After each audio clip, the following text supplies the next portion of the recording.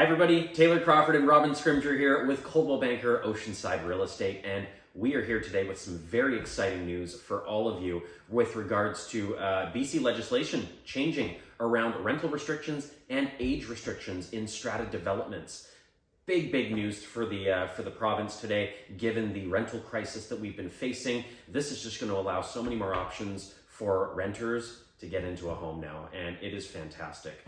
So many positive upsides here. So without further ado, I'm going to let Robin dive into some of the further details around the rental restriction side and how that's all going to look coming down the road. Hey, thanks a lot, Taylor. And boy, there's a lot to talk about, so I'll try to move as quickly as possible and touch on as many points as possible. But of course, afterwards, if you want more detail, we can have a chat, reach out anytime. So again, as Taylor mentioned, I think we feel this is a very positive thing for homeowners. There are some of you out there who are going to feel that this is not necessarily positive, and I'll touch on that a little bit, but the positives of this are across the board. So for example, if you own a condo and you've sold it, or you've moved into another residence and have not yet sold it, all of a sudden now you don't have to worry about it sitting on the market, costing you 2 mortgages and potentially bankrupting you because you've had to make a move. So this gives you an opportunity to rent it out. Also, it does help provide more housing, which we need, especially in the Greater Victoria area. The other benefit to this is that if you're just want some flexibility, you now have the ability to bring in a renter.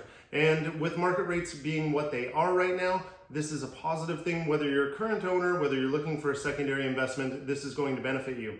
On the flip side, for those of you who bought in a building specifically because there are no rentals allowed, I think that for the most part, you can have some peace of mind, because if you're in there and you're already owning, that means a vast majority of you are owners in the building already, and likely, a good makeup of you is going to stay there. So you don't have to worry about a huge amount of inventory in your building coming on and being rented out. Secondly, investors really do most typically like to protect their assets. So even if you do have an investor purchasing in a unit, they're going to want to make sure that the building is well maintained. It will be just as important to them as it would be to you if you were buying to move in there. So, protection of those assets is always going to be there.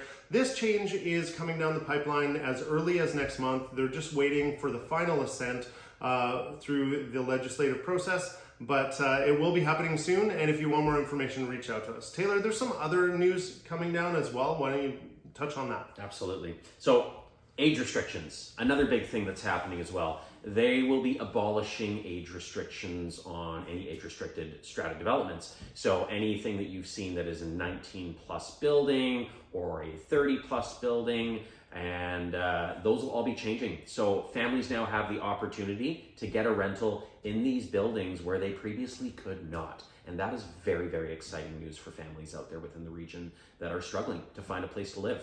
The only thing that won't be changing with regards to age restrictions, though, are buildings that are designated as 55 and up. Those will be remaining the same. So those of you that have purchased into those buildings to enjoy peace and quiet, not to worry, those will not be changing. Over to Robin for a final summary on things. Hey, thanks a lot, Taylor. We have included all of the detail that's been published by the government to date here below, so you can click on that link for more information.